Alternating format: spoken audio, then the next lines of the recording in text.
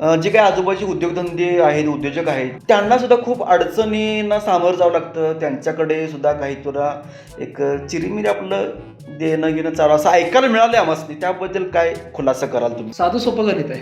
कारण आजकाल आपल्या भागात एवढी दहशतीचं वातावरण वाढलेलं आहे. होय होय बरोबर. व्यवसाय करणं सोपं नाही. नाहीच. मग एक त्या भागाचा नेता म्हणून माझी जबाबदारी आहे की तिथल्या उद्योगधंद्यांना संरक्षण देणं, त्यांना प्रोटेक्शन देणं, हा ही माझी जबाबदारी आहे. नक्कीच. मग नेता असल्यामुळे मग ती जबाबदारी पेलताना थोडंफार प्रोटेक्शन मध्ये आपल्याला पण देणं महत्वाचं आहे ना. त्यांनी त्याशिवाय त्यांचा उद्योगधंदा वाढणार कसा?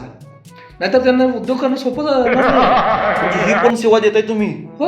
वा वा वा, खूप छान. म्हणजे एकंदरीत काय तुम्ही आरोग्य असो, उद्योगधंदा असो, नागरिकांची प्रत्येक सुविधा असो, ह्याच्यामध्ये तुम्ही प्रामाणिकपणे काम करताय हे एकदा सिद्ध होत आहे. त्याशिवाय आमची भरभराट आणि लोकांची भरभराट होणार कशी? नक्कीच, अगदी वाखाणण्याजोगं काम आहे.